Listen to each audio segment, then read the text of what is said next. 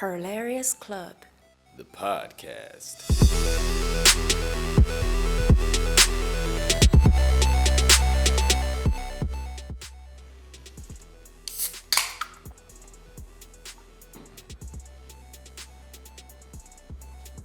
Alright, this is the right way to welcome today's guest.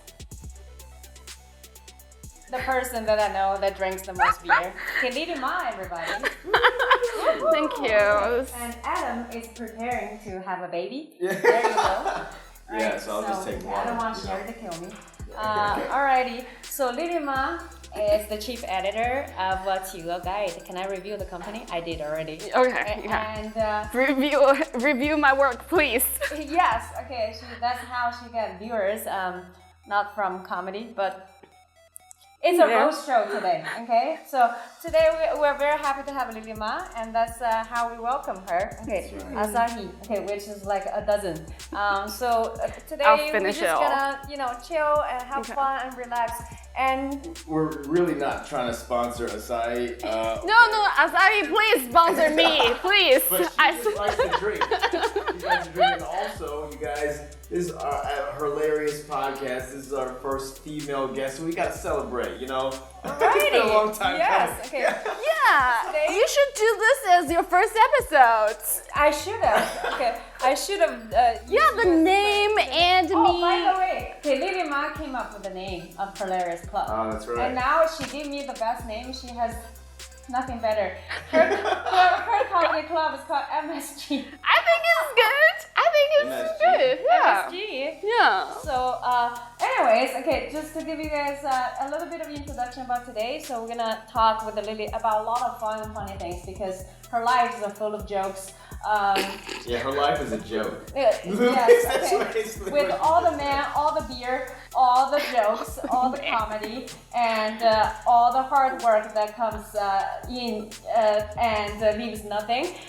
Anyways, that's the tone of today. So welcome aboard. Okay, this is our third episode. So hope you guys enjoy. Cheers first, everybody. Cheers. And welcome to the show. Okay, I know how busy you are. You just came from an editor's meeting. Yeah. Monday is when we do the editors meeting. Right. How much beer do you drink every Yeah, day? we were just talking about how much beer you drink. You said 4 to 5 beers a night. Yeah. Yeah, and is that a lot? Really? Do you drink? No. Yeah. Never, or you stopped? No, I occasionally. When I drink, I like a bottle of red wine because I'm a prissy bitch. Yeah. I also do that, but a bottle of wine every night is That's too very much fancy. price. Do you go with stuff like this? See, I am super Chinese. Okay, Lily Ma says that her identity is not very Chinese. I am. What do you mean? My identity You is said not that. Chinese? Okay, you don't feel very Chinese. Now Chinese people are gonna hate me, It's alright. It's a podcast that nobody watches.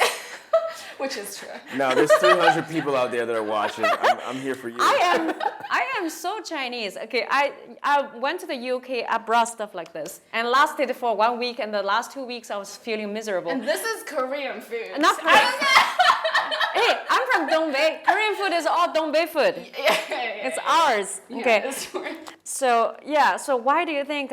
So today is about having fun. We don't have a structure. Okay. There's a lot of structure. There's a lot of thought behind this. What are you doing? There's a lot of thought. It's a lot of No, thought. we just let the conversation go. It's just like Lily's life after she gets drunk.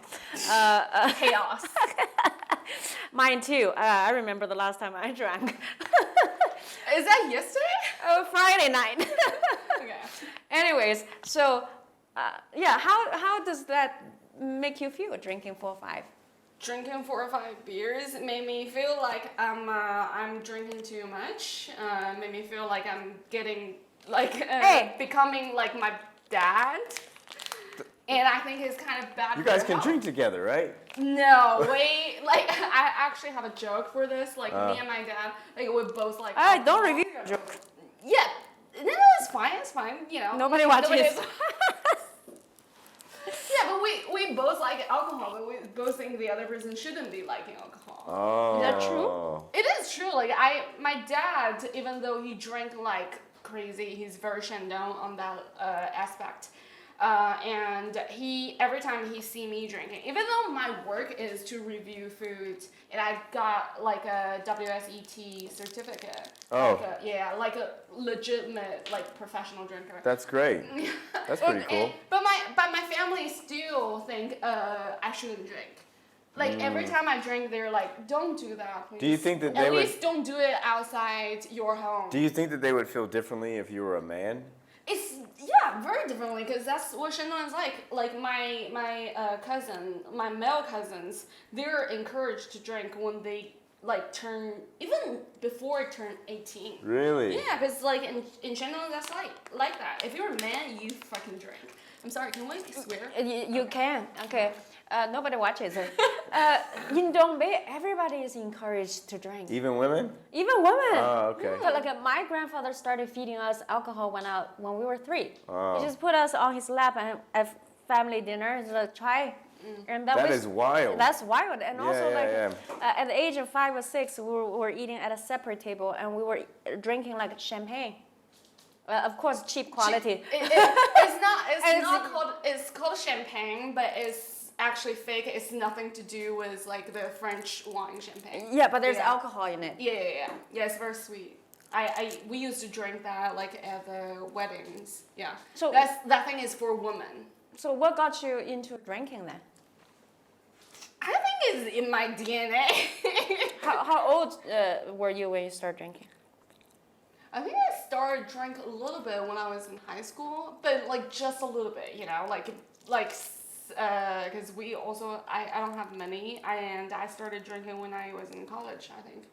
Yeah. You were telling me this before how it's like a ritual for you, like to like a bookend to the end of the day. Yeah. Almost like someone like me. I'll drink coffee in the morning, even though I don't need it. It's like starting the day. We go coffee. Yeah. So that's what it feels like to you, man. Yeah. Because also like after work, I always go do comedy, and I need like a little bit of alcohol to make me loosen up. Oh yeah. Okay. I've been doing this for so long, and I still need to do that. Yeah, I have a question. I'm sorry to interrupt. What is a legitimate drinker? What is it? A licensed drinker. That's what you said, right? Yeah. It's not licensed. That's the first time I heard of this. Oh. It's called wine and spirit level. Wait. I think it's called a sommelier, right? No, that's two different systems. Oh, okay. Sommelier is for people who work in the industry, and WSET. Wine and spirit education.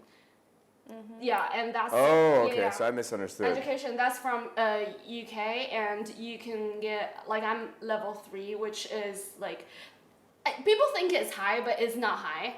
Like and when you get that, you can like taste the wine and like say if it's good quality or not. Even though I said, level 3 is still like you don't know much about wine still. How many levels are there? Like four. Yeah, but like the 3 to 4 is like big gap. Like, and also I also think this certificate doesn't mean that much. It's just guidance toward this industry. How do you get the license? Do you read?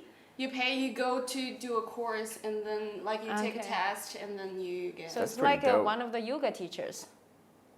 I'm sorry. Yeah, I mean, you're already drunk. No, I do yoga, and it's just like there's so many yoga teachers at the moment. Yeah. Yeah, everyone's because you can get the license really quickly, right? Probably, I think. 2 I don't months, know. I think. Oh, the course I did, the level 3, is 7 days. But it's 7. Is it 7 days? I kind of don't remember. It's not that long, but you taste a lot of wine. Like I think for the course, over 100 kind of bottles of wine. Wow, Jesus. Yeah, because you gotta like you get so tired because every day you're drinking so much, but you have to keep. Do you sober. remember one that was like your favorite wine? But not from the class. Because in the class you don't use that good wine, because otherwise the price will be really Right. high. Okay. So you pay to drink. Yeah. With a bunch of people and come like now I'm professional. Yeah. All right. Yeah. It's a good thing to do if you need an excuse to be drinking a lot of alcohol. Yeah. Okay. How would you feel if you didn't drink for one day? I think I can manage to do that. It's like during work, I don't have to have the alcohol like to help me work, but I think it's just I need to relax and alcohol help me relax. That's it. Yeah. Okay. It's just like you can not watch TV or like not watch these TikTok videos, but you just want to relax sometimes. Yeah, I totally get it. You know, same for me. Like going to the gym or working out, I just like I got to do it. It's like a mental thing. It's not even care about my body. It's just like I need to do it for my mind. Yeah. You do for okay. Yeah. But like when you don't go to the gym, I feel awful. Awful? Like after 3 days, I feel like it's just, and it's a noticeable difference for me. So gym is your beer. Yeah, for sure. Without a doubt. If I don't go, then it's like, Because I started working out last year, and like I go to the gym pretty often, but like I started to enjoy working out, I have to say, but I still feel like the reason why I go to the gym so often is because I'm anxious about my body. Oh yeah. You gotta change the motivation. Yeah. What are you anxious about? Like I'm still worried about because I drink so much beer. I'm worried about like I'm Putting on weight. fat and also But how much do you weigh? 160 kilo. You're very tall. That's perfect. My sister recently just said like that is very heavy. Like Really? Oh my God! I think you have a lot of Jesus Christ. negative voices coming from your family. Your father said you shouldn't drink. Your sister said you're too heavy. You should tell them that you guys are losers. Oh my God. Seriously, because Lily and I, we see each other every day, except Monday. But this Monday we see each other because there's no open mic. The best thing I like, our friendship is like we're so straightforward with each other. Yeah. And so protective of each other. Yeah. You know, once I tell her about a problem that I have with the man, she goes full on trashing on the guy. That's great. Yeah, and I do the same. I'm like, why? Because like I just feel that she's very successful, very young. At the age of 29, she's the chief editor That's amazing. of a very successful food Yeah. and beverage channel without a foreign degree. In Shanghai, it's hard. You That's know, true. She has a bachelor's. I'm sorry, from a okay-ish university. Sorry, I'm illiterate. And then I think I have the lowest degree in this podcast. Is it? We like, are- you guys all we have are masters making and stuff. so That's much. how life is, though. I love it. You're way more successful than the useless degrees we got from Oh somewhere my else. God! Yeah. It's all a gimmick. Adam is pretty successful. Oh, I don't know about that. is. I don't know about that, man. I'm doing this. How successful can I be? He is. He's a hidden. He's a hidden. No, you do this for love. Yeah. No, I love you guys. I love hanging out and supporting. Especially, this is an interesting thing about people who don't know about Shanghai and its culture recently, right? Actually, we can talk about this. People like Lily and Li Ying in Shanghai, like successful women, that which is happening also in the States, actually has happened and is quite common in Shanghai, like ultra successful women outperforming men on average. And it's actually a little bit difficult, right, for highly successful women like these two to find men because all the guys on average are trash. Like they don't have the degrees or they don't have anything going for them. So it's very difficult for women to find a mate, right, in Shanghai. I'm not saying like other cities. I'm just know it's a Shanghai. Would you guys, on average, agree with these statements or say it's a little bit different? I don't know. I think in the bigger cities because there is more third industry. How do you say that? Like Service company, industry. Yeah, companies that provide service, and it's not like just factories. So in factories, there's more male like more successful. Like in bigger cities, like there's internet like companies which have I see what you mean. Yeah. She's saying that women are smart in these big cities. Those guys in the smaller cities, they are like they're doing traditional kind of jobs. Hey, this is a comedy. This is a comedy-based program. So if you guys want to judge us, go watch some comedy. Don't fact checking us. Don't fact checking us. We don't know shit. Like I don't. Go watch comedy first. Okay. All right. So Lily Ma, everyone, she doesn't read. She's like, I don't read. Lily Ma. That's true. For example, if you are from a coal mine dominated area, so coal mine dominated area. The successful people are men. Right here, there's work that does not require labor. Yeah. It requires the brains. So women. Yeah. Women can get more opportunities. Not saying like I don't want to say which like sex is. Well, I mean, on average, women are smarter than men.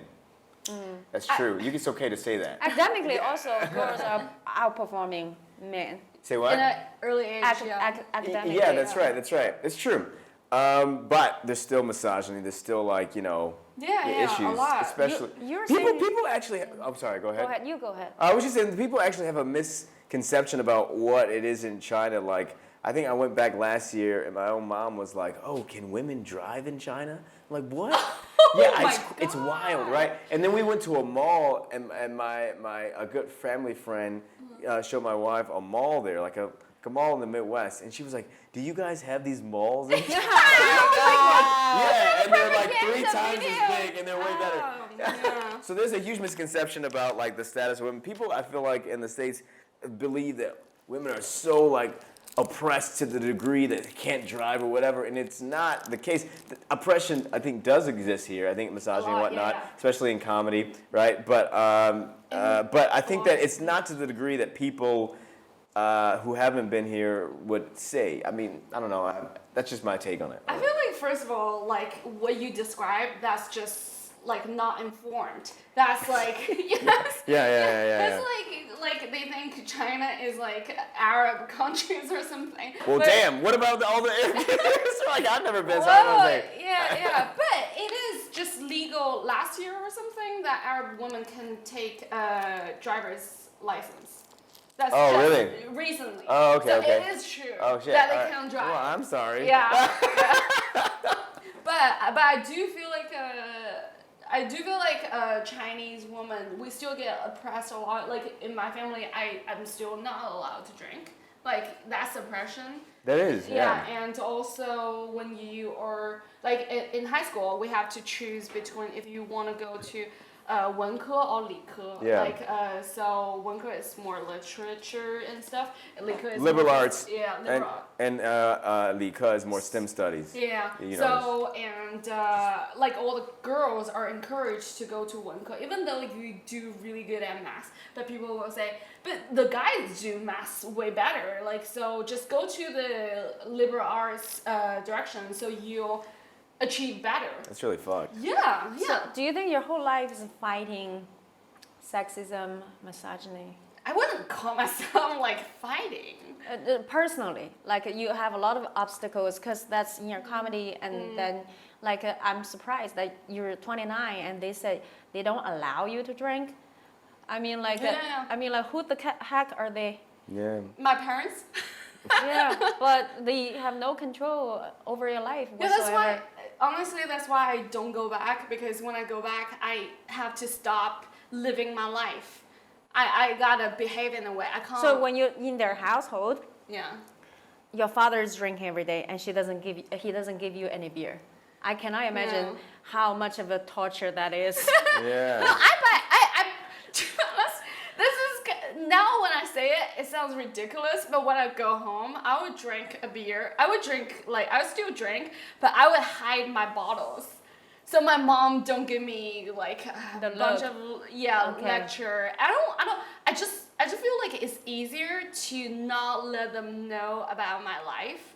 so I don't have to do all the explaining, do all the like defending myself. You know, this is the other day I was having this conversation with my friends.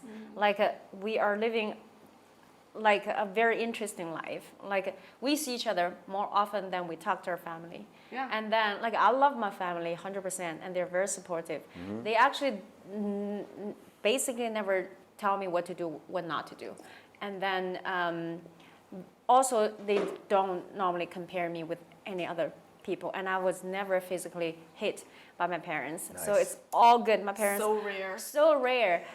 But I still don't tell them the life struggles that I have in Shanghai because they would never understand.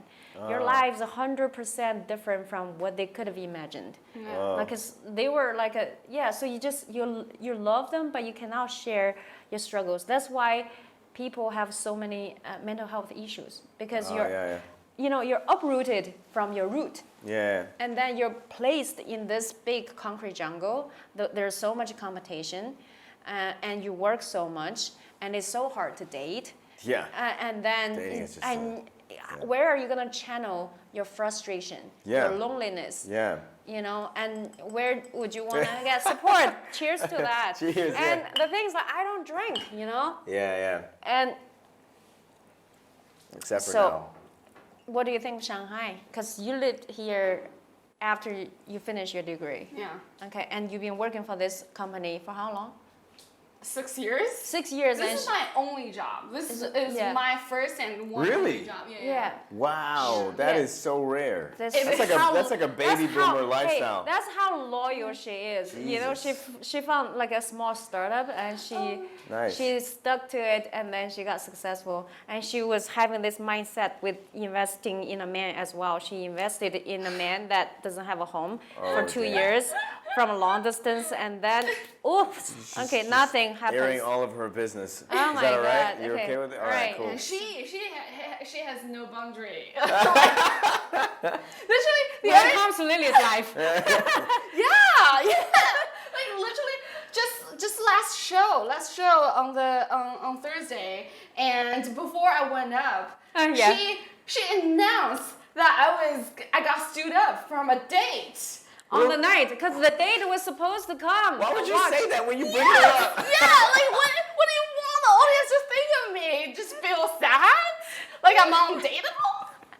I'm sorry, I think my voice just reached to a really good. It's a perfect joke, you know? It's a perfect joke. It's not a joke, it's my life story. And also, It's your first date. You've never met this douchebag. It's a great opportunity for you to use that stage and just roll the shit out of this douchebag. I don't even know him to roast him. How are you meeting Oh, he these didn't dudes? show up. That gives you the material to roast him. I was just saying, like, how are you meeting these people? Is it on 1010 or what? I only use Bumble now. Because she's a feminist. Bumble is what? What is Bumble. A Bumble? Yeah. You know, okay. I'll tell you what. Do you still know Bumble is?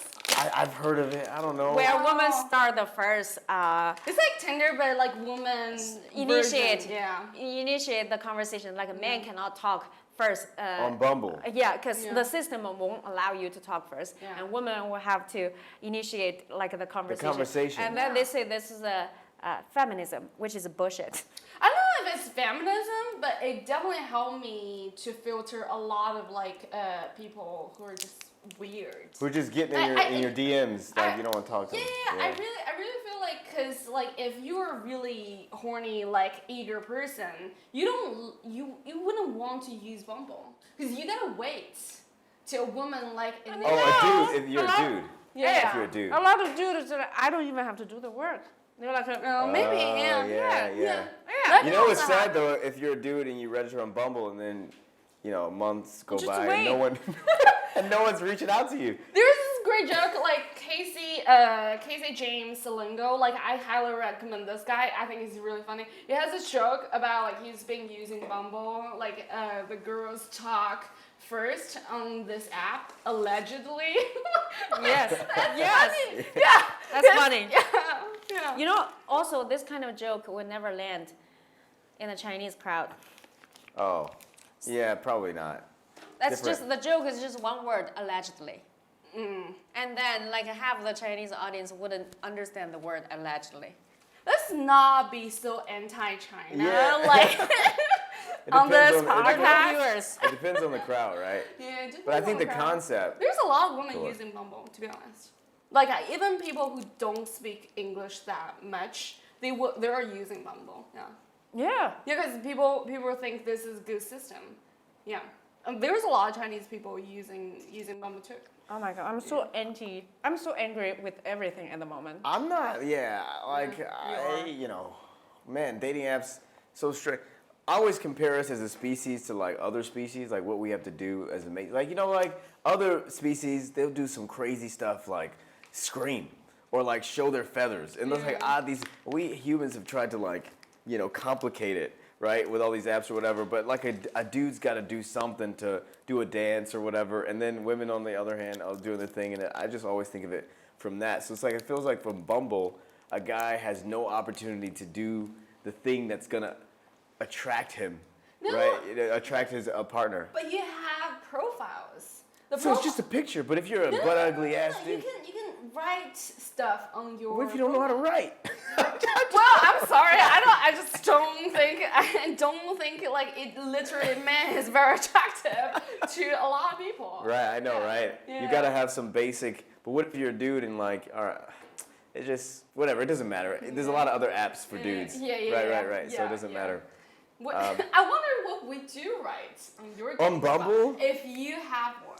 If I had Have one. you ever used any of these? Yeah, apps before I got married, because I'm not using it right now. I don't have any. I don't even know what a dating app is. I don't know what that is. Yeah. No, I was on some apps. I only tried it for a bit because I don't believe in that as a form of meeting a life partner. Mm-hmm. Like if you're trying to just fuck around or just meet whatever, I think it's great. You can just meet someone, whatever, boom, boom. But if you're trying to meet a life partner, I never wanted to be like, oh yeah, we, talk about grandchildren. I'm like, yeah, we met on an app. I don't like that. I don't want that personally. There's a lot of hacky. I'm sorry. Like Go ahead. there's a hacky line on these dating profiles. Yeah. They will say, "I'll never tell your friends like where we met." Oh, really? Yeah, People say that? Yeah, people say that on their profiles. Oh. Which is like, you think that's so original? Like you came up with that? Let's talk about the hacky profile descriptions. I'm not cool. Go ahead. So many. Okay, one. I'm everything your mom is looking for. Oh my god. People actually write that? What do you know about my mom? Yeah, like that's he doesn't one. even like my for. mom will like your mom will like me for who I am or whatever. Okay, You're trying to fuck my mom. Yeah, that's weird. That's so funny. Okay, number two. That's a joke. I gotta remember. Number two is like I would not respond to hi. See, that's saying a lot on Bumble. Who are these douchebags? Yeah, what do you want me to open with? Like a poem? You know? Right, so that's why I'm like, Yeah. it's so pretentious. I'm like, Oh man, I don't know. Everyone has their own way of attracting women. Like some just doesn't work. Yeah. I learned at a very early age as a short man, I cannot like go to clubs. Like Really? No, because if you're a short guy at a club, you can't see people. You only see their silhouettes. So literally, women only look at people who are like above their height line. I'm usually below. So like me and my friend David, we didn't get any. So me and my friend David, we only dominate at house parties where there's a lot of lights. People can see us. All the tall dudes, they cannot win because we've got the conversation. We start dancing. We'll do anything. You know what I mean? Like there's some like Everybody as a have their species. battlefield. Exactly. Exactly. So I can't. I learned that in college early on. I can't go and meet women at a club. I was like, this is not working out for me. Also, what kind will there be true love happening in clubs? It's like the chance of you meeting your true love. but the thing is like, you dating don't apps. want to go there and feel like a taste failure in your face. No, right? yeah, it's awful, man. Yeah. So I just avoided those. But house parties, I'm like, I love it. I love house parties. And then, yeah, it's just like different mating calls. Like some guys, right? They attract women by being more effeminate. right? If we're talking about a cisgendered society, like I know there's so many layers about how gender stereotypes, but I'm just talking about I don't even want to say standard, but I guess the conventional. Do you want to explain what cis means? Sure. It's just a term for people like. There you go. Oh man, I don't even know if I know the exact definition, but I'll try to explain it. Cis is a term for heterosexual male or female who is sexually attracted to the opposite sex. It's a very conventional sort of idea, right? That's the way I understand it, right? Is that, yeah. No, I'm just thinking. Like, oh, for the audience or for yourself? Yeah, for the audience. Okay. But like, kind of for myself too. yeah. It's just I think men are more conscious about this game. Like whatever they do, they have a focus. Okay, I'm doing this, to attract like a partner or a female. I think women are the same way, right? I know. At least like I'm aimless. Okay. Like for example, for yourself, No? Okay, really? But like you do know, I think the way you dress, like the way because you would notice like people looking at you. You knew to look around when you're in the club. Like I can't make eye contact. Oh yeah, when I remember when Lily and I went to a club. I think the club upstairs, right? And then she was like, "Oh my God, all these women are so beautiful." I'm like, "You're beautiful." Okay, like I can point out loads of problems with this woman, okay, which is normal. Like nobody's perfect, but this is the conversation we all. Yeah, I mean when I was younger, it was like, okay, clubs. And then I got older and I was like, all right, this environment is not for me. And then you realize what works for you. House parties don't happen all the time. You got to be invited to them. So then, you just look at hobbies, right? I've learned early on that comedy is not an arena to find your partner. Wow. No. That's the only arena I've been in. Well, I mean, that's what I'm saying. Like the kind of guys you're gonna see in comedy, at least in New York, like you don't want to be dating these guys.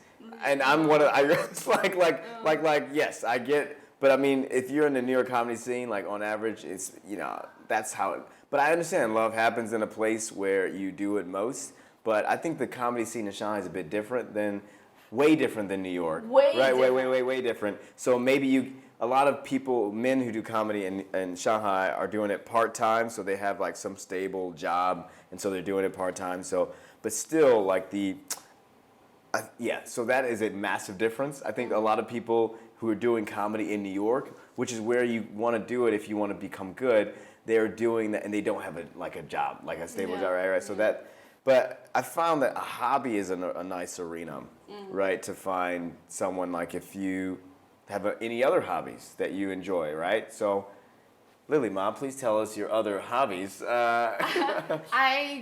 Jiu-jitsu. Yeah, jiu-jitsu. That's huge. But there's one coach.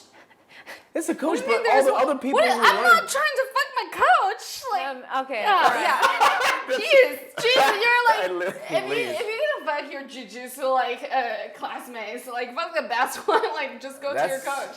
Jiu-jitsu is also so very physical and on the ground. Yeah. To be honest, I really like our gym. We don't have a lot of people there, but everybody you see are regulars. That's so great. Yeah, it's great. It's a really good gym, and it's called Movement Pro. I actually want to try jiu-jitsu. Jiu-jitsu as well as Krav Maga are two of the art forms I want to learn. What? Krav Maga. What is that? Krav Maga is the Israeli self-defense system. It's really it's very practical. It's very hard to practice because it's designed just to annihilate the threat. So you don't it's not flashy or putting submission. It's like you're gonna break your arm or I'm gonna take out your eye, right? So I think it's very practical and I want to learn it as well as jiu-jitsu because most fights end up on the ground and if you can master the ground. But it's just hard for me to. Sometimes I actually follow Instagram videos on jiu-jitsu, and you just see dudes just on the ground, just Just like it looks silly as It's a lot fuck. of practice. A lot of practice. It's like I the way I see jiu-jitsu is I'm still very bad. How long have you been doing it? Like a year, but I got injured, because I broke my leg. Oh, And then yeah, that's right. I remember, got like yeah. the cardiac, the like heart pain, like the Chest pain. chest pain, and I couldn't do it like for Damn. 2 times. I was really really sick last year, and jiu-jitsu is like you gotta learn the skills first. It's like learning ABC in English, Yeah. and then you learn how to speak vocabulary. Yeah. You build up your vocabulary and then you know how to do the sentence. So like first of all you like do this all these like Yeah. and then you learn the practice skill set. And then when you actually start fighting, it's like know what to do, like recognize your situation. That's like another thing. Oh. Yeah. So now when I do like practice, I'm always panicking because I was like I don't have enough vocabulary. It's literally like if I speak to a foreigner when I didn't learn how to speak. I don't know, 100 words, I don't know how to speak. I don't know how to like communicate. Yeah, all right. What made you choose jiu-jitsu? I think I knew I'm very afraid of like confrontation. Yeah. And I'm very like awkward around people. And then I feel like jiu-jitsu has a lot of like physical like confrontation and like combat and I think I was watching a bunch of UFC videos and who's that guy fight bear like in a young age. He fought a bear? He fought a bear like That's crazy. Matt, I can't pronounce his name. I don't know. He's from one of these like a small Russian country. Oh shit. And he beat Conor McGregor. Oh, that guy. Yeah. Oh yes, I know who you're talking about. Yeah. But We'll just plug his name that's like another after thing. the edit. That's another thing. Yeah. He actually, which is one of the reasons why I'm But also, afraid. I Go ahead. what I'm saying, he doesn't practice jiu-jitsu, but like doesn't? he doesn't like he practice I think judo or something. Oh. It's like, but it's all a lot of like wrestling and stuff. Yeah. The thing is, but this is a good example because his condition is the reason why I fear jiu-jitsu. It's because he has like this big ass cauliflower ear, and that happens a lot with people who do jiu-jitsu, and that just Everybody who do martial arts will have that ear. really. Yeah. Why? Yeah. It's like because it's like sweat gets in your ear a lot, or is it why? No, because you get like in jiu-jitsu we just recently right. recently learned a skill that like you use both of your legs to clench to your head, but like you would try to if your head get get squeezed, you would try to get out, but like the strength will be so strong, like it just like made your ear like this, and it will like if you do this long enough, you'll get we call it wrestling ears. Yeah. Yeah, it's like a cauliflower ear or some shit like that. Yeah. Oh my It's God. just like a lot of practice. I don't think it will happen to us amateur people because you wouldn't have so many situations like that. Oh, I see. Wow, But, I'm afraid of that. But no, like I think it's a lot of fun. Like to be honest, Yeah, even yeah. though I like personally I hate working out like before I started doing this, and then I want to be stronger like to practice. This. Yeah. And then I started like lifting more weight, getting. Like, Oh, bigger, right. like, So you could be stronger. better. Yeah, so I can be strong. To be honest, like jiu-jitsu is a form that you don't need to be that strong, but you do need to have some kind of core and some kind of strength. But you can fight like people who are way heavier than you. But Is this bored you? Like No. a lot? No, Okay. she's intrigued. Oh, But yeah. the last thing, how come you can't find a guy there? Like that would be the perfect place. There's no guy there. There's no guys. I really don't think there's a lot of guys there. And also, What do you mean? There's no class? Are you just doing one-on-one training? I don't no, understand. like there's only like 10 people there, like who showed up there regularly. Okay. And yeah. So chat with one of those guys. Take them out. when I say 10 guys, I mean like with like 10 people. 10 people. Yeah. Okay. Yeah. And not one of them is a dude. Your age? There are some dudes, but also nobody approached me. I don't. You don't need to approach him. Be like, yo, because let's go get a beer after this. It's always in the morning. Yeah, that's okay. Well, That's the the difference. coffee. How come I Wait. a man from jiu-jitsu class? That's not what I said. I didn't say how come you can't get. I'm just saying there must be a guy there. You guys have a there shared is a guy, shared yeah. passion. Yeah. He also could protect you, and you could protect him. You know what? I've seen multiple occasions where the man is obviously interested in her, and she just won't engage. You don't see it. You And don't see it. You're oblivious. Doesn't see it. Two, and once I tell her, she's still like rejecting them. What? How about this? Was I doing that? Like what occasion? Name. Oh shit, we're about to name Name drop. All right. Name one example. Like use fake name, but describe. Right, the even like a situation. comedy setting, sometimes people approach you and talk to you, and you just like, It's so rare though. Do you know? No, do you not get rare. the signals? Do you know the signals when a guy's interested in you? I think it will take me like A little lot longer. of time. You know to why? Understand? Yeah. too much beer. No, it's not. I think it's about like I can't make eye contact, and also I think I'm just like I need the guy to. How did Kate make the move? Oh my god. Okay, Kane is my ex-boyfriend, and Oh my he's fuck. also a comic who lived here. Oh, 3 you years said ago. you got drunk and you guys had sex. It's. Jeez, I hope my colleagues don't watch this. Nobody watch this. Yeah, please. Kate, I think after we. He has his move. He would talk to me for a bit, and then he's very funny, And I for me, that's the most important thing. And also, For a guy. I just started doing comedy. I was like, oh, this guy is like in the scene already. So I was like, kind of look up to him a little bit. Also, he's tall. Like So you gotta be tall and funny. We got it. No, tall. Like not because Short he's is tall. okay? No, when I say look up, that's just A pun. like a joke. Yeah. Okay, got it. But he knew what he's doing after like we knew each other. He told me that, but I just feel like I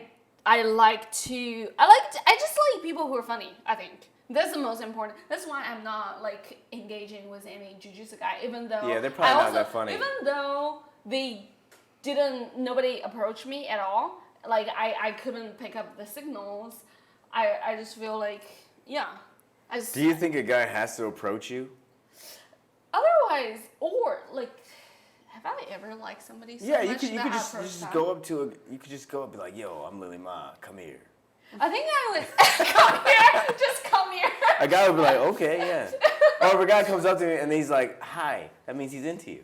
I don't know. I think Or- doing yeah. Bumble is me Yeah. trying to be more straightforward. But that's already. online. Yeah, that's online, but that's where But I meet how- people. Otherwise, my work is just like so consuming, and then after work, I just go to So- comedy clubs. I don't know people. How has it been going for you? You know how it goes. How long have you been on Bumble? I think a little bit over a year. God damn. This feels like it. This Yeah. feels like interrogation already. I know, no. Well, I mean, I'm just curious because I'm curious. It's been over a year, but like you don't use it every day. Yeah, that's That's yeah. not a app that you open every day. You only open it when you're drunk or you're like feeling sad and Yeah. Also, if you're on You know it what? all That's the funny. time. The thing is, this is really. I don't sometimes don't know if that's your character or that's like how you really feel because I thought that shit is funny. Right? But some people will be like, oh, but that's funny. You only open it when you're sad or you're lonely or you just got off a day of work or your boss called you. You know what I mean? Yeah. That's hilarious. Yeah, I think it's like a lot of funny stuff is sad, but like you make fun of it. Otherwise, nobody have the perfect life. Like to just like there is That's no true. joke, there is no sad stories. Like for me, I feel like a lot of my story is kind of awkward or sad, and I try to make fun of it. That's great. That's a good perspective to have. Yeah. I think. It's Like Dave Chappelle, Dave Chappelle's like story jokes. When you like see it without his performing, it's a lot of it is sad, right? Like he was talking about like when he, I think in one of his really early special, he was talking about like people doing drugs and like getting like horrible disease like at a young age. That is a sad story. That's like a sad picture of the community that he was living in. Yeah. But he made it funny because like what else we can do? Yeah. Yeah. That's right. Yeah. I think you're the person that loves comedy the most around me. To be honest, you watch a lot of comedy, and you do, and you're right. And then you also want to date guys that are funny. I mean, that's It's a dangerous game, it's a man. dangerous game. I learned early in life. You I don't date a comic. Sorry, go ahead. I don't do comedians. The moment Yeah. comedians date each other, it's like your material is gonna come from your dating. You're literally talking about the person while the other, like your partner, and then your partner goes on stage and they talk about you. It's just weird, man. It's weird. It just feels weird. When my wife has tried to do some comedy. It's so fucking weird, man. She started Really? talking. Yeah. You feel very self-conscious when she talk about your story? Yeah. I feel odd when my partner's up on there talking about something that a lot of her comedy initially came from a relationship, but now it's moving to her own life or whatever, and that's great. But it's just strange, and I imagine that it must feel strange to her, right? When I'm talking about being there on stage, but that's what a comedian will talk about. You talk about like, Jim Gaffigan's talking about his wife, but if Jim Gaffigan's wife also did comedy, how fucking weird would that be? Tom Segura and Kristen. I know, Yeah. that's unique. But his wife doesn't do yeah. comedy. She just supports in his podcast. Yeah. No, she She has actually is a special. She is a professional Oh man, look at me. I don't know shit. Look And at me. But also their scene's big. They don't have to perform at the same club all the time. Yeah. yeah, but everybody knew who they were talking But that's the about. only couple. I think no. There's another one. Moshe Kasher and. But like I a forgot 5%, her name. can you name 5% of the comedians that date and nah? Sarah Silverman used to date Jimmy Kimmel, and Louis C.K. was. I don't know if he's still. But like when they he's finally dating- settle down, it's like a very rare for you to date your colleagues, right? Yeah, you've been through a lot of like relationships. You don't. But the thing's like but for you, it seems like you specifically like. I guys think I that just are fun. no, not specifically. I just like people who can make jokes with me and people who understand my jokes. I think that's fine. I mean, like, that's totally. I just yeah. haven't met anybody like that don't do comedy that can get you. Yeah. It's very rare. It's very rare. Well, there are a couple, not a couple, one. Yeah. Interesting. All right, so now let's make it cultural. Do you feel that the kind of people who would make you laugh, are you fair to say that the kind of people who make you laugh are not Chinese men? Really? Yeah. You just said yeah. Yeah. That's wild. You should date a Dombe guy. They're pretty funny. I think. Why would you? Are you I going? dated like Chinese guys before. It's just there's nobody. I'm not saying there's nobody. There's very few people who. I'm sorry. There's very few people who consume so much Western culture, and like especially in comedy. There's very So because like, we're talking about a humor. We're talking about kind of humor. Yeah. Do you feel that there's a difference in humor between, I guess, China and then also what you find funny and therefore?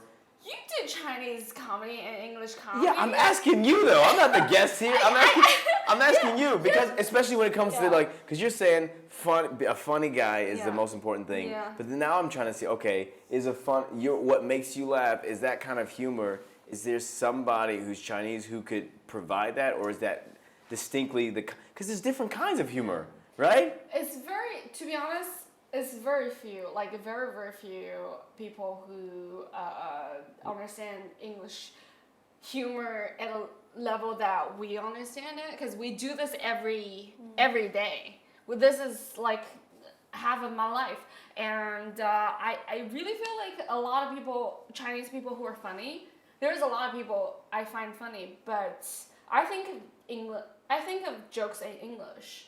And and I talk about like my jokes in English. So I do feel like even people who are funny naturally, there's a lot of people who are naturally funny, but there's very few people who get my kind of funny. I'm like, my friends literally said I'm not funny. That's like the thing. in Chinese. Because that's the thing. What I've noticed is that like there's such a huge difference in the laugh point. Like sometimes my wife, what she thinks is funny, I just like, why the fuck do you think that's funny? That's not funny at all. But it's like she'll go into it, and it's like a different kind of funny. Some jokes I think that she'll do are funny, but not all of them, right? And then sometimes what I think is funny, I think that she, on average, will think that what I think is funny. But I think there is such a difference, which is why I'm asking it, because I think there's your humor point is not skewed. That's the wrong word, but like it's leaning towards a different Western kind of culture, which means that the guy that's gonna make you laugh on average would not. You know what I'm saying? Either they lived abroad or they really love Western comedy so much, or it's very rare. Yeah, it's hard because we're mixing some things. We're mixing language and culture, but I think that I don't necessarily think it's a language like an English level thing or whatever. It's definitely cultural. I think it's a sort of cultural, but also because what I find that my wife finds funny is just because comedy comes from a cultural context, right? Like what we find funny, sometimes I find like death or whatever or whatever funny. I can be funny, but if I'm talking to some people, they just think it's sad or whatever, right? Right? Yeah. So yeah. I do feel like that's why I couldn't do Chinese comedy. I just couldn't do it. I can't write jokes in that. Because there's also a lot of sarcasm in your jokes. Yeah, sarcasm is a huge part, and that's so hard to. It's very hard for people to get it, and also when you deliver in Chinese, it's gonna be different from how you deliver it in English. Yeah. And so that's just hard. You're doing both you and I are doing something that makes our life harder. Yep. Yeah. But like the thing is, I don't know. Like when I grew up, I watched. The reason why I want to start watching or doing English stand-up is because I watched Louis C.K.'s special. Yeah. Like that's the kind of comedy I want to do. Yeah. Like, and when I started to get really interested in Chinese in stand-up, there's no Chinese comic that has that kind of stuff. Of course. Maximum they've been doing for 15 years. You're watching somebody that has been doing for 40 years. The gap is just like you just can't appreciate somebody who's doing 15. Yeah. Okay, 15 is like it's still by Western standard. If you're good enough, you have your first special. That's it. Yeah. So it's just the level is so different. How was your tour in Sichuan? It was quite surprising. Good.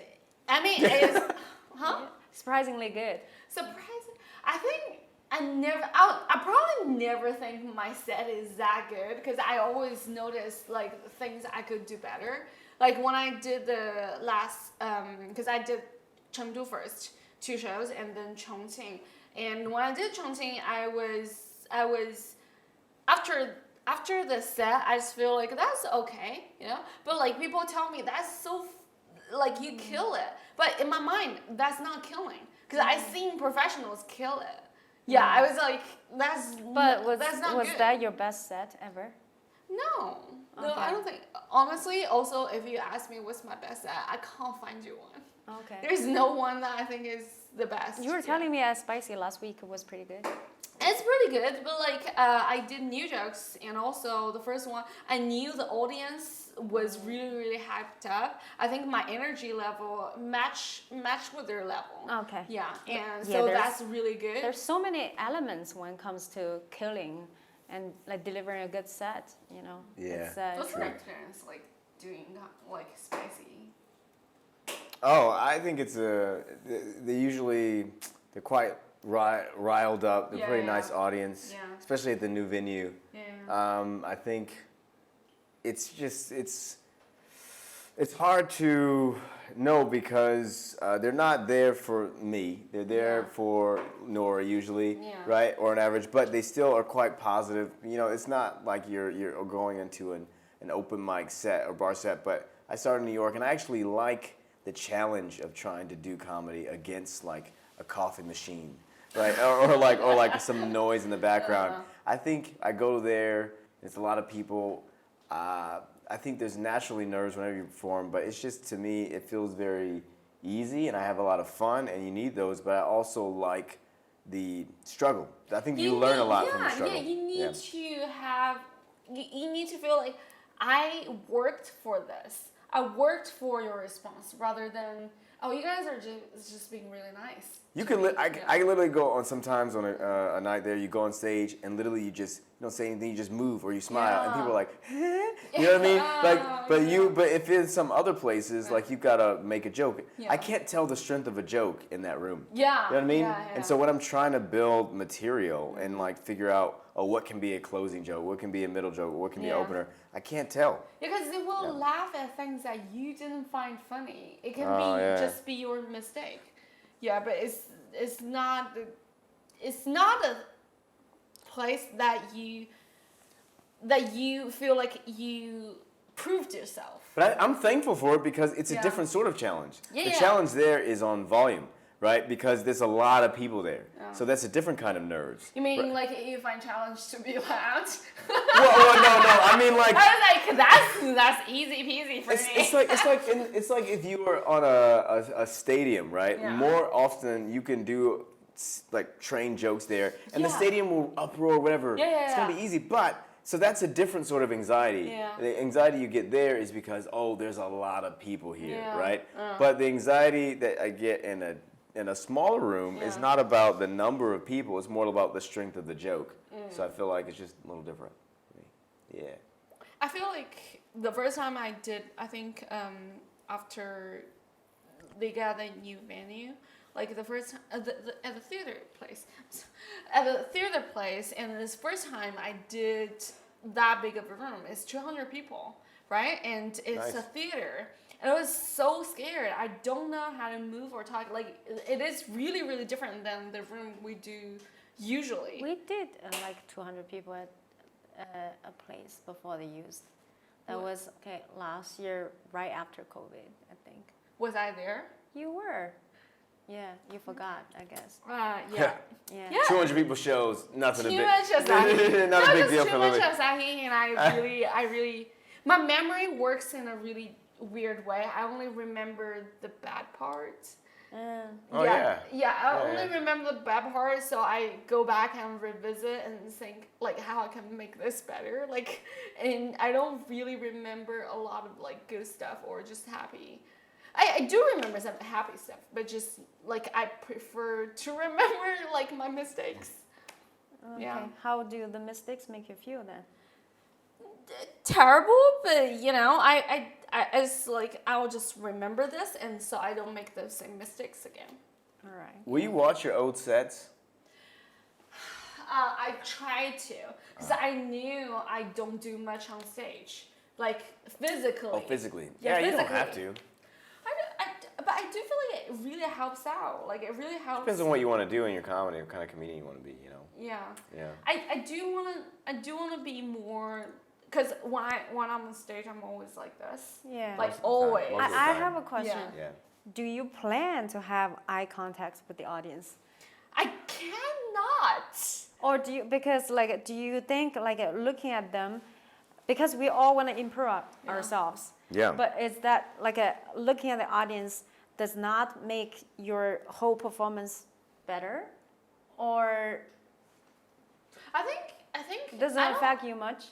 It doesn't occur to me that if it matters, because I feel like because people don't know if you're making eye contact. So there are so many people like in the audience. You can't make eye contact with any of them. So you might as well just don't look. I can make eye contact with the first row. row? Yeah. And I can see people, like some rooms you can see them. I'm looking at people all the time, man. Yeah. Do you find that helpful? Yeah. Yeah. I can tell their reaction, tell what they're looking at. I can sometimes comment about how they're reacting, how they're feeling the jokes. Incorporate them. I think that like I also need to listen. I found I do the best when I listen beforehand. Some comics, they don't listen what's happening in the room before they go. And they just kind of throw in there. I used to do that, but now I kind of feel the room before I get, and maybe, yeah. I mean, just ever working on different stuff.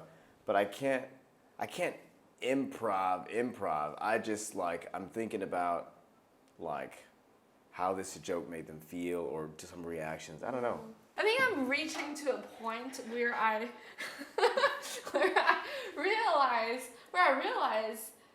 I can take a breath between my jokes. Before, when I'm on stage, I'm just like, this is the first joke, the second joke, the third joke. And if there's, like, this should go the way I imagine it's gonna go. And if it doesn't go that way, I'll just panic. I would panic, and I don't do crowd work. Yeah. So I don't feel the energy in the room. Yeah, so a lot of times I can go, I feel like I don't have that many bad set because people feel bad for me.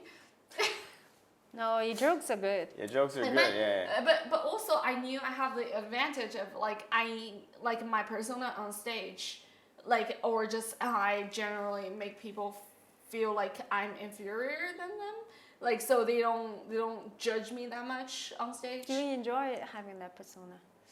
It's just, I think it's who I am. Do you feel like it's different when I'm on stage and who I am, like, in person? Yes. Really? Yeah.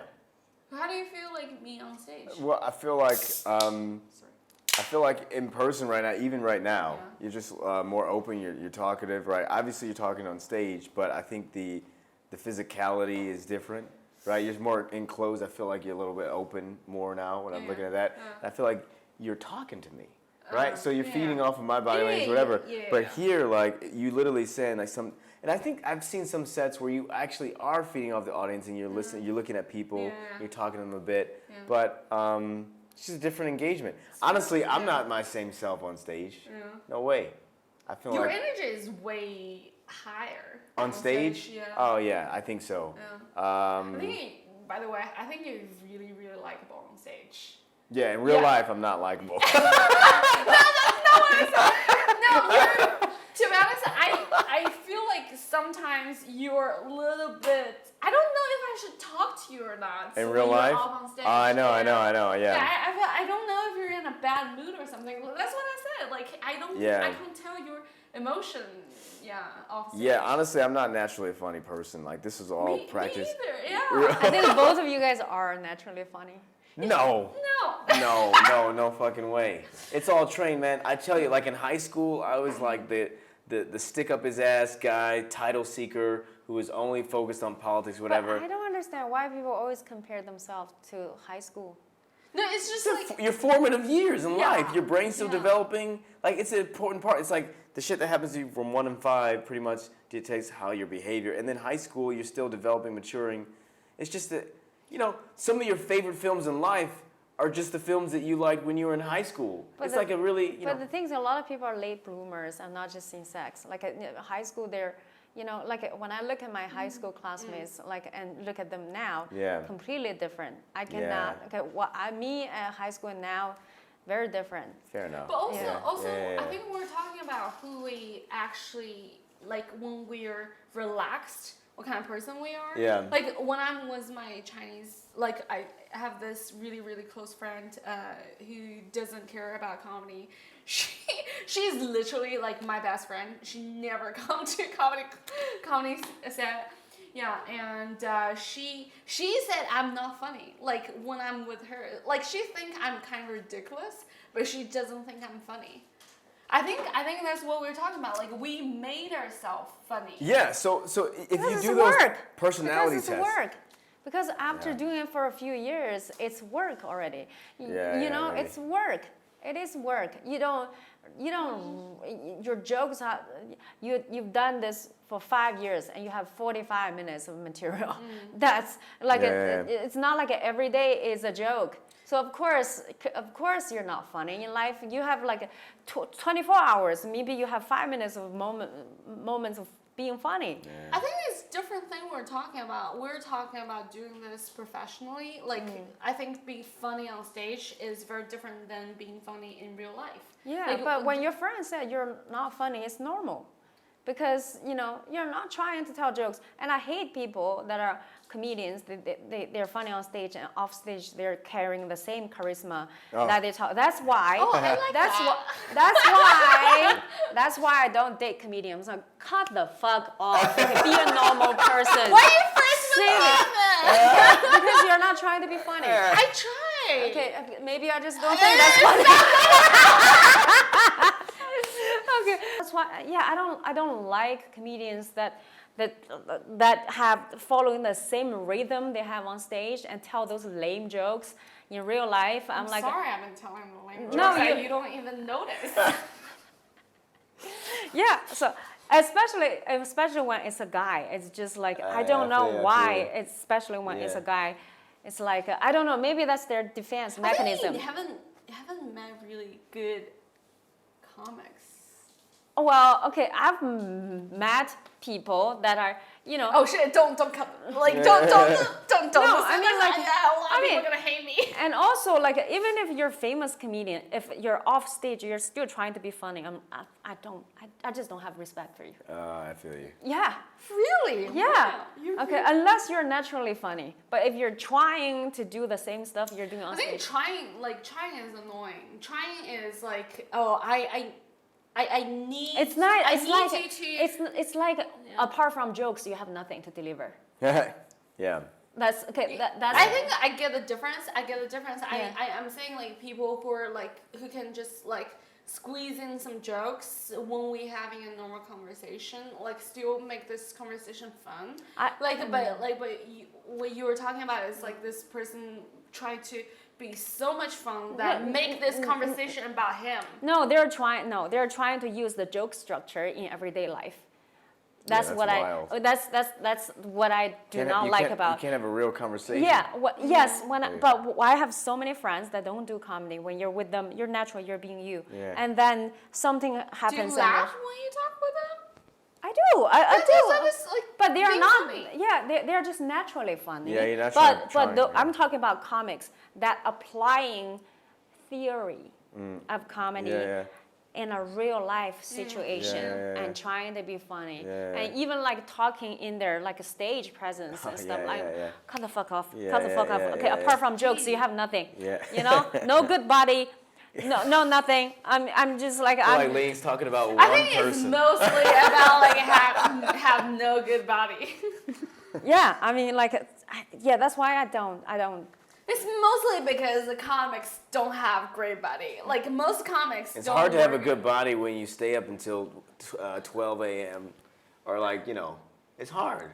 And with all the drinking. With all the drinking, late night eating, it's hard. That's why, you know, you got to make a choice. Like, honestly, in New York, man, you there's places you can go where the show starts at 11 p.m. or starts at 1 a.m. Yeah. And I had to make an early choice that was like, man, I'm not that guy. There's other people out there who are that guy, and I'm not it. So I knew early on that I'm someone who's gonna value my health more, and that's why I'm not funny. You are. How long you stayed in New York? 2012 to 2014, and then I was on and off because I was still. I came here in 2015 for work, and then back and forth for a bit because I still rented the place out with my good friend David, who's coming September 10th. Is he doing comedy? I hope. I think that he's still he's in LA now, but we were living together in New York doing comedy together. Okay.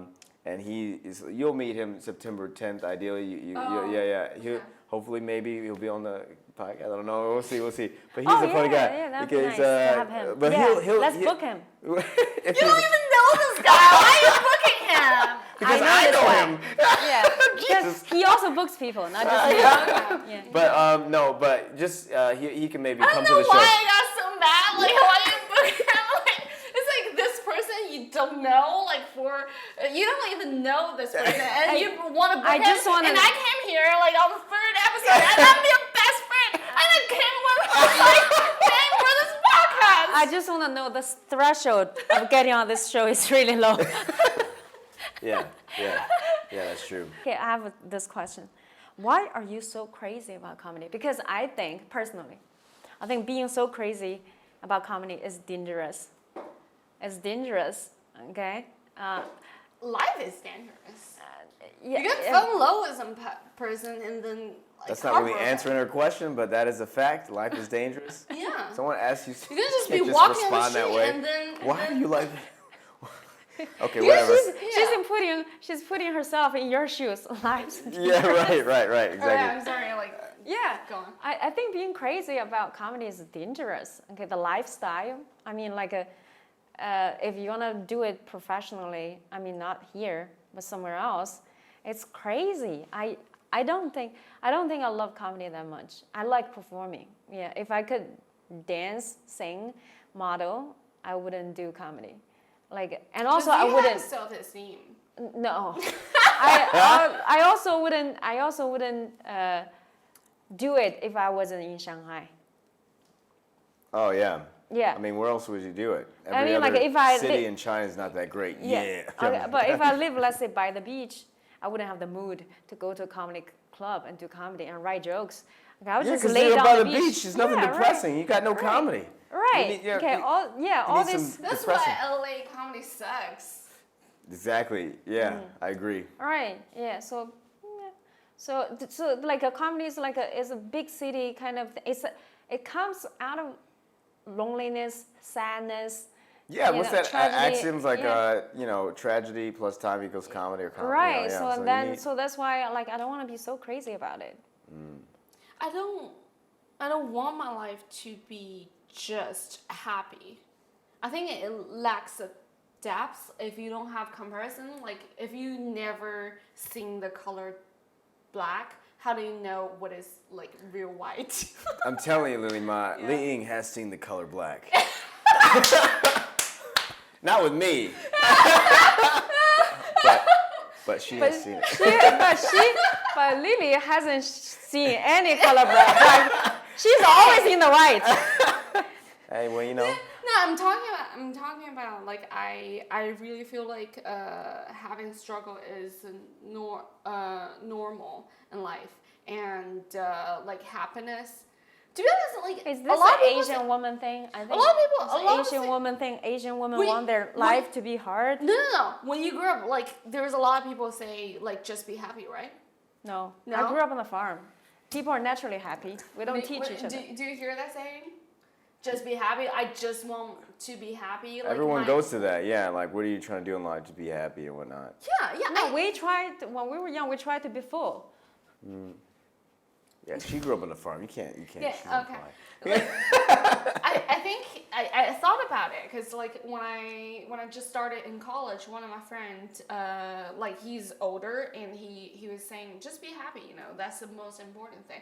And I think it is. I think we have different way of seeing life. I'm not saying like there is a right way or a wrong way. For me, I think if I didn't see the bigger picture, like for me, if I don't go through tragedy or like trauma or like any darker things, if I just watch like happy like cat videos, you know, if I don't watch Schindler's List or any like these dark things happening in life, then I'm not living my life to the fullest. Like I feel like I only see one part of the spectrum. I want there's be like contrast. There's like darker things like that I knew of or I lived through. So I knew when I have happiness, I can enjoy that. I can cherish that. Do you also think you sabotage your happiness?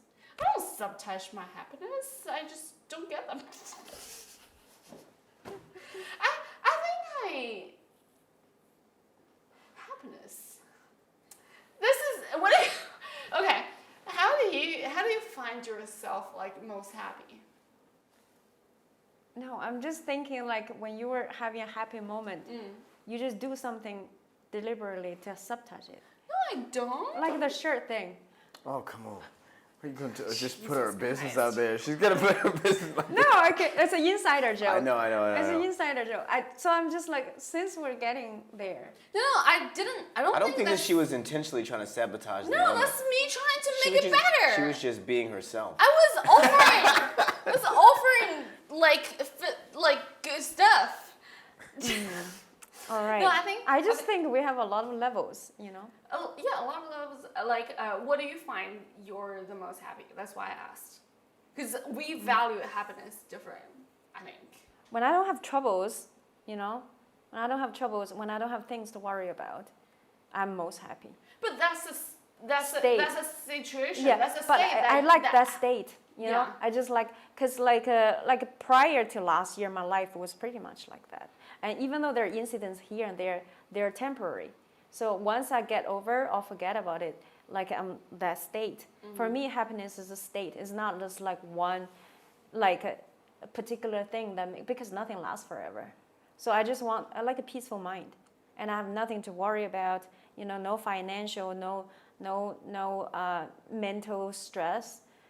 Everybody around me is happy, and that nobody's dying, nobody's sick, and then I don't have to worry about anything. That's when I'm happy. Yeah, and I like that state. And as I said, okay, yeah, something happened, and then it's hard for me to get back to that state. Yeah. Yeah, like I think we all want happiness, but I just think you don't just do things. I want to be content. I don't want like I just want to have like a continuous, content state of mind. But it's not just one, like for example, like today I killed. And that just only lasts for tonight, all right? So one day if I have bad set and I'll be sad for a moment, and then after a while I'll just adjust myself and then I'll go back to my normal state. So for me, it's the mental state of being stable and then positive and content. That's what I want. It's not specific like milestones, this and that. I want like a sustainability. What do you think? Is there? I'm not gonna judge her sense of happiness. No, I'm saying like, what do you see life like? I mean, this is a huge philosophical question. I tend to err on the side of comparisons. Really, yeah. I think that describing happiness, if we're outside of the realm of psychology, which has actually done a lot of research on happiness and whatever, that's a whole set of psychology, then philosophically, it's just comparison, right? And I know that like I can become happy more in an instant once I think of it in a comparison way, right? And there's a lot of research on humans. It's all tend to look at their state of happiness if they're comparing, from their relative people around them, right? You can literally instantly feel happier if you literally just think about someone who's less off. We have these, unfortunately. So for me, I appreciate the good with the bad. I know that the happiness cannot be there without the despair and tragedy. So like even that, a good night is only a good night because we have a bad night to compare it to. Yeah. So like I try to appreciate both. And this is erring on the side of like more Buddhist philosophy or maybe even Hinduism and whatnot. So not that I am that, but I just tend to find a lot of solace when I'm looking at the relative morality, when I look at those kind of doctrines, right? Appreciating what is life, and also try to think that what is happening now is simply an expression of the world. You are, as Alan Watts would say, you are what the whole world is doing. You're not a separate entity. You are like an apple that comes out of the tree, right? The tree is, rooted. You are a reflection of the universe in a sense. So you're not some sort of entity apart from it. So these states or whatever is just all of, poverty, wealth, all this. It's just a dance, a rhythm. And we're all just, as Alan Watts would also say, a rhythm doing a rhythm. You're a sound, you're a rhythm doing a rhythm. And we put all these complex things up, and that's how I look at it. You're like going with the flow, basically. I mean, it's very Zhuangzi. Like that's the first reason why I came to China. I was like into Chinese philosophy, specifically like Zhuangzi. He had this philosophy on Wei Wu Wei, like action without action. Yeah. And I was raised Baptist, and it's like I didn't get it because my aunt would be like, or the person who raised me would be like, oh, God and Jesus, and I was like, well, this isn't fair. Why is God a dude? And all this all this other stuff. And she just hated arguing with me, and I was like, whatever, man. I don't really believe in it, but I was in the choir. I love gospel music because I love the feeling of gospel. I was in the choir singing, but I just wasn't feeling Baptist, you know. Anyway, so that's me on happiness. Like, it seems like you've been thinking about happiness. I think I don't think about. To be honest, I don't think I think about happiness. I just. I'm just happy. No, it's just like when you had happy moments, you knew it's happy moments. I'm not trying to force it, and I do feel like I have this kind of mentality where I think I'm just like proving. I think I have like a lot of issue that I just want to prove myself. Like that's why I want to do comedy so much, because it's the place where I feel like being recognized when I make people laugh. That's great. I get like satisfaction on like feeling it's like having this little happiness like here and there, and then you collect them and then you build a bigger thing. Like for me, that's why I can do all these mics, and I just feel like that's worth it, because I'm building myself to a better place. Like to be good at this will really make me happy. To prove like I have some kind of talent, like it is will a talent. really make me feel happy. That's nice. I love it. Yeah. That is a real talent and also commitment. Yeah. A lot of commitment, I would say, but like I don't know about talent, but I'm trying. Yeah. I'm trying. I really like. I don't know. Like even when people tell me I'm funny, like Eric, before Eric left, he told me a lot of Eric Alexander, which is like he's like one of my favorite comic in Shanghai. He just recently went back to Canada, and he was telling me he think I'm really like funny, and I was like really surprised because I didn't like he never tell me that. I think all the trash boat guys like you. I don't think that way, because I think we hang out because I was dating Kate, who But was I like think they in have, the Trash Boat Boys. I think they had respect for you. I, Yeah, not because you date Kate. but that's how I see it. That's how I see No, it. Like, you're definitely not like they like you not because you're his girlfriend. Definitely no. They respect you as a comedian. But yeah, it's like that's what you think. But like what I think is like they treat me. They started to talk to me when I started dating Kate, and they will like take care of me when Kate was not in the country. But like after Kate left, like we don't really speak, and they stopped doing comedy, so I rarely see them. So I was like, they just taking care of me because they're taking care of like their boys, you know. So I don't feel that way. I always have this doubt that if I'm funny or not eventually. Well, you make the audience laugh. That's proof. You don't have to listen to anybody because we all have different That's right. preference The audience when it is comes. the person. We all have different preference when it comes to comedians. There are so many famous comedians out there, but you often hear people saying that I don't like that comedian. That's right. Or a professional comedian saying that I don't like that style. Yeah. It's because it's so specific. I think I want it all. Like I want It's to. impossible. I want the audience to like me, but also want my like peers. And to also, respect no, me. listen. Yeah, They're I think like that's fair. That's fair. true. But there are 200 people. There are definitely like one or two that don't like you that much. That's normal. Oh, there's a All right. lot. And also, like there are comedians. Okay, I don't give a shit about anything anybody says. To be honest, That's nice. I give a lot of shit Yeah, to me a too. lot I care of a lot people. about I what don't people think give about me. I don't, and also like you especially can't trust them. I don't like those comedians that cannot make people laugh as much as you do, and they say that she's not funny. I'm like, shut the fuck up. I killed. You didn't. Yeah, that's And there are so many comedians like that. I can name 10. shit. Seriously, that we all know. We only have about like 12 like You can name. Understand I seen. Yeah. So right. So I mean, like, stop yeah. talking. Do the shit yourself. It's really good thing to not care so much. Like for me, I have to literally tell myself so many times, don't care so much about this one thing. I have to tell myself like constantly. But like I don't know how to not give a shit like you. I really think I care a that's lot great, too. It's really yeah. Really, that's why I really admire you, like for doing all this promotion and doing comedy. The way you do. And when you're hosting, you're not afraid. Like if I'm hosting, if one thing doesn't work, I'd be like, shit, like I'm terrible at comedy. I shouldn't start doing this in the first place. I mean, like being apologetic, I think it really gives you the audience the chance to bully you, sometimes to heckle you. Yeah. Right. So I mean, like I just don't know why are you apologetic. I mean, you are providing, your performance. I mean, or you're providing a product. You like it. We just want to be liked. So the more the things like you like it, you take it. You don't like it, get out. I think but if you don't like it, maybe I can change to make you like it. That's what I'm thinking. You see? Okay, now listen, that's the thing.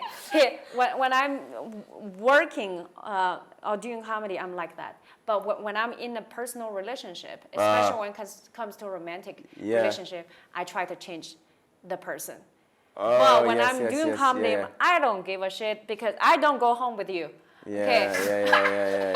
I don't care about you, I think that's the difference. Like for us, I don't know about you. Like for me, comedy means at least the same importance as a man. Like I'm gonna spend the rest of my life with. Like I can. Yeah, comedy is a man to me as well. I'm kidding. I just want this man's attention. This is like I can bail on a date and then go to the mic. I'll tell I'd be really, really guilty if I didn't do the mic and then go have fun, I feel like I'm cheating on comedy. And also, like, I don't even care after, for example, when I'm on stage, I do my thing and you laugh.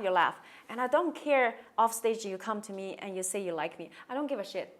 I really don't care. I mean, like, you come to me, you say nice, I say thank you. Why you don't care?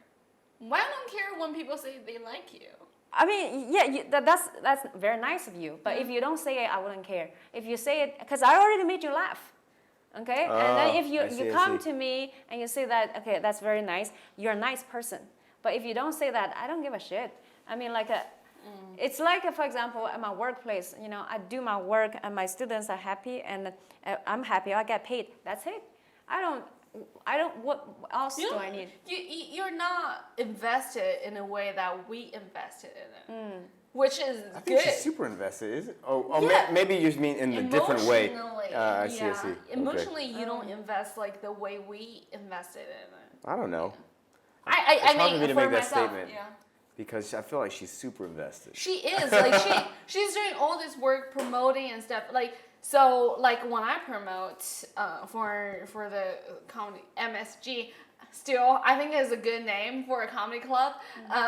When I promote, it takes a lot of emotional, like, investing to, like, I feel tired if I promote, even though it's just, like posting in different groups in the same stuff. But like, I feel like in my mind, I feel like that takes a lot of willpower. It's just work. You put yourself out there, and then doing that. and also you need to think that people deserve to know this because you're providing good stuff, and that's just work. It's just like marketing, and then I hate.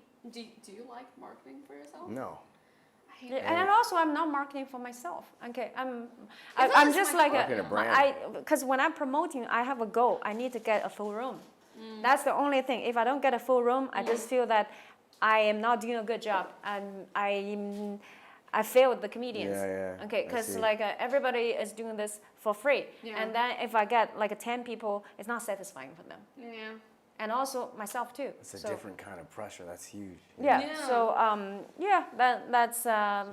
So that's on my mind. But I really personally, I don't give a shit about strange people, random people, or even like comedians in the industry. Okay, I do me. If you like me, you like me. You don't like me. That's really. I think that's a mindset that's best to have. Like I really wish I have that. as good. I just feel like even though I try to not, like after a bad set, I would go home and then think, this is not terrible. Like you did a good set before, but like still I would. But that's good. I also feel bad. I think everybody feels bad after a bad set. Yeah. But what's your next goal? My next goal. Yeah. To not give a shit. I think that's the best. I think it's good. Yeah. Okay. Let's all do that. Not to give a shit about. I love it. Yeah. Yeah. We got.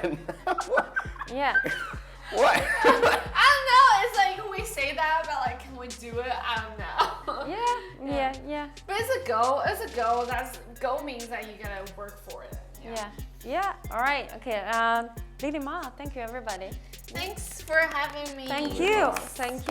The greatest. All right. Awesome. Lead to the outro. Oh, yeah.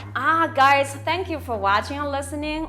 If you like our podcast, please like and subscribe. We do this every week. Also, we are a very small budget. I only have money for the coffee. Actually, Leah bought me the coffee. So if you can help us promote our show, that'd be great. Just send the link to the 10 groups you're foreseeing. It's all good. Thank you guys so much. See you next week. 谢谢. Bye. Ciao.